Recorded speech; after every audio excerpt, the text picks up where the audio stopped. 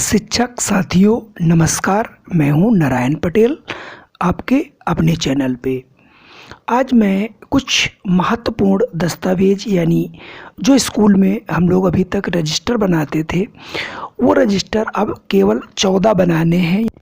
इसमें कुछ रजिस्टर हमारे पहले से थे और कुछ रजिस्टर इसमें नए ऐड हुए, उसमें कुछ नई जानकारियाँ आई हैं। तो आइए शुरू करते हैं आज का ये वीडियो। तो जो सबसे पहली अहम चीज़ है वो है शिक्षक डायरी। यानी ये शिक्षक डायरी सभी को बनानी है, जितने भी हमारे अध्यापक हों, चाहे प्रधानाचार्य हों, चाहे शिक्षा मित्र हों या अनुदेशक हों।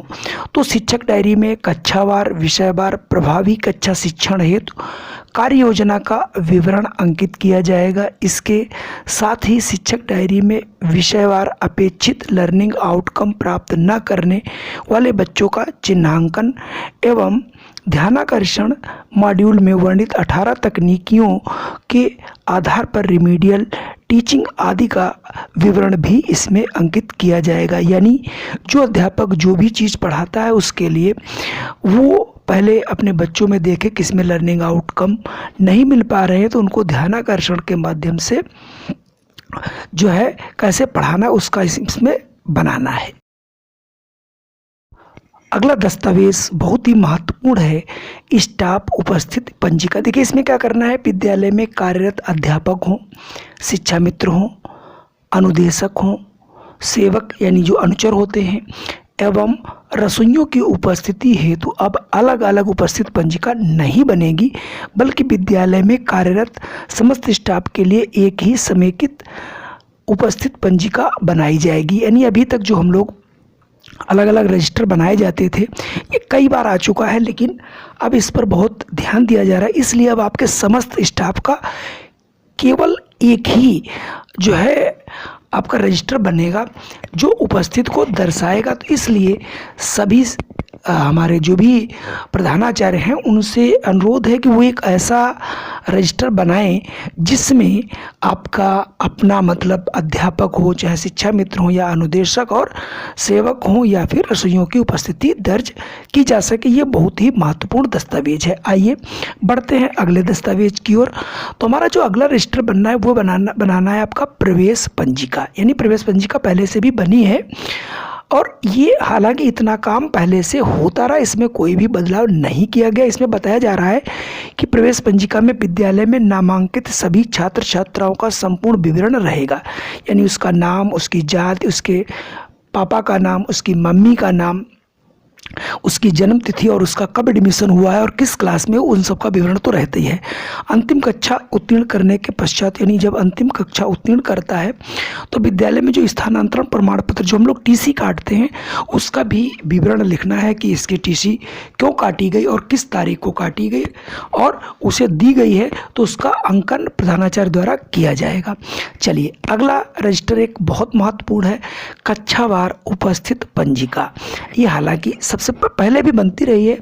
इस पंजिका में विद्यालय में नामांकित सभी छात्र छात्राओं की कक्षावार उपस्थिति प्रतिदिन अंकित की जाएगी। यानी इसमें प्रतिदिन बालक और बालिकाओं का भी अगर आप बना सकते हैं तो बालक और बालिकाओं का विवरण और कक्षा में जो भी बालक आए हैं उस दिन उनका विवरण और बालिकाओं का विवरण बनाया जाना चाहिए। और ये कक्षा 1 से लेकर चूँकि हम लोग 8 तक विद्यालय चलता है, जो सम्मिलियन है जो अलग अलग है उनमें कक्षा 1, कक्षा 2, कक्षा 3, कक्षा 4 और कक्षा 5 की अलग अलग उपस्थिति बनानी है। और ये रजिस्टर भी हम लोग पहले से बनाते रहे, इसलिए इसमें कोई बहुत बदलाव नहीं किया गया है। जिनमें बदलाव है उन पर हमें ज़रूर ध्यान देना है कि कौन कौन सी चीज़ें नई ऐड हुई हैं।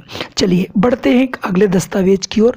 और अगला हमारा जो दस्तावेज है वो है MDM पंजिका। ये पहले से ही थी और नई MDM पंजिका मार्केट में आ भी चुकी है, जिसमें देखिए बताया जा रहा है इस पंजिका में MDM योजना के अंतर्गत प्रतिदिन लाभार्थी संख्या हम लोग लिखते थे, मेन्यू भी लिखते थे और प्रयुक्त खाद्यान्न भी लिखते थे एवं व्यय आदि का विवरण अंकित किया जाएगा। अक्सर लोग व्यय वाला छोड़ देते हैं और ये लास्ट में जो है एक औसत बना के लिख देते हैं। तो इसका भी अगर डेली लिखा जाए तो ज़्यादा अच्छा रहेगा, क्योंकि ऐसी अपेक्षा की गई है। चलिए अब मैं बढ़ता हूं अगले दस्तावेज की ओर।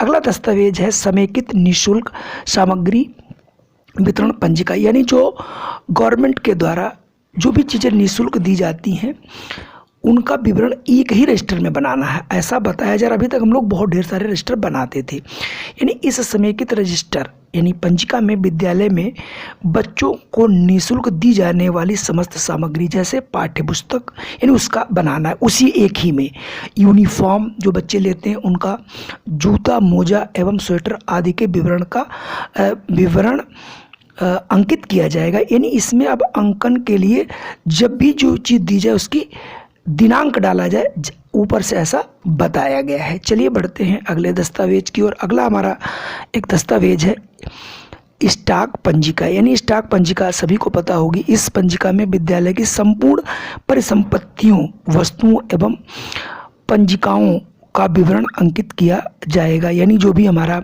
सामान है उस सब चीज़ों का विवरण इसमें बनाया जाना चाहिए। ये भी पहले से बना होगा, इसमें कोई आपको नया बनाने की आवश्यकता नहीं है। अगली जो पंजिका है आय व्यय पंजिका।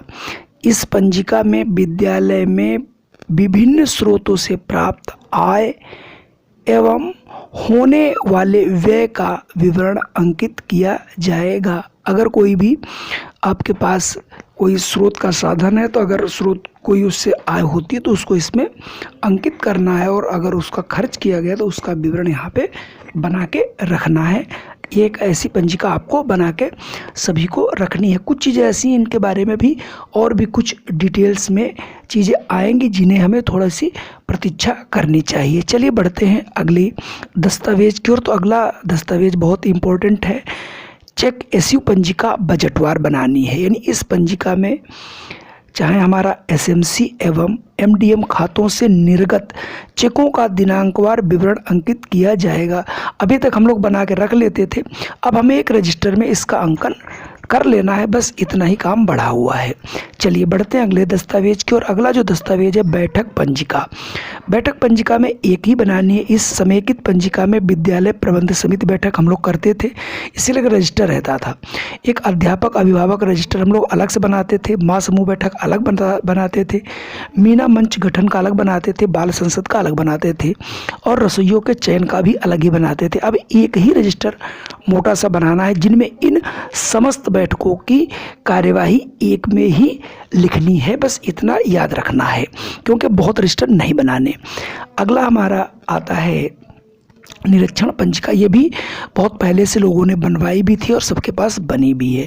यानी इस पंजिका में प्रशासनिक अधिकारियों द्वारा विद्यालय का निरीक्षण करने पर उनके द्वारा निरीक्षण टिप्पणी अंकित की जाएगी। हालांकि कभी कभी प्रशासनिक अधिकारी आते हैं, कोई भी उस पर टिप्पणी अंकित नहीं करते, लेकिन एक रजिस्टर बना होना चाहिए, और जब भी कोई हमारे यहाँ प्रशासनिक अधिकारी आता है तो उस पर अपनी टिप्पणी लिखने को कहें कि हमारे विद्यालय में क्या अच्छा है क्या बुरा, तो उस पर लिखाने का प्रयास करें तो अच्छी बात रहेगी, क्योंकि इसी उद्देश्य से ये बनाई जा रही है। चलिए हम बढ़ते हैं अब अगले यानी 12वें दस्तावेज की ओर। और 12वां दस्तावेज भी हमारे पास है और इस पर शायद कोई बहुत बताने की जरूरत नहीं है, पत्र व्यवहार पंजिका। पत्र व्यवहार पंजिका में विद्यालय से संबंधित निर्गत एवं आगम पत्रों का विवरण लिखना अंकित करना है, किया जाएगा। साथ ही शिक्षकों के स्थानांतरण, पदोन्नति एवं सेवानिवृत्ति आदि का विवरण भी अंकित किया जाएगा। जैसा कि पहले होता आया है तो उसको करना ही करना है। अगला हमारा दस्तावेज है बाल गणना पंजिका।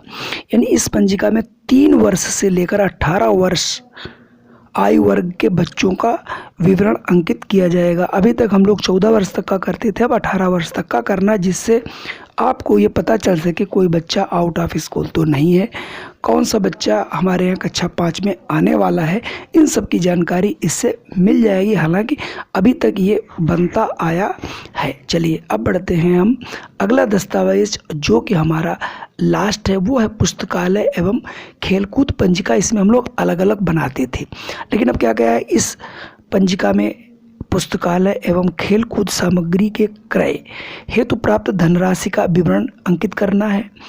इसके अतिरिक्त पुस्तकों की संख्या कितनी है, उनका विवरण क्या है, यानी पुस्तक का नाम क्या है, उसके प्रशासक जो प्रकाशक उसका क्या नाम है, और स्पोर्ट्स के अंतर्गत जो खेल है उसकी सामग्री का भी अंकन इसमें किया जाएगा। साथियों, अगर वीडियो पसंद आया हो तो कृपया इसे लाइक अवश्य करें, शेयर भी अवश्य कर दें, और अगर पहली बार आए हैं तो चैनल को सब्सक्राइब कर लें। जय हिंद, वंदे मातरम। चूँकि दीपावली आ रही है तो शुभ दीपावली।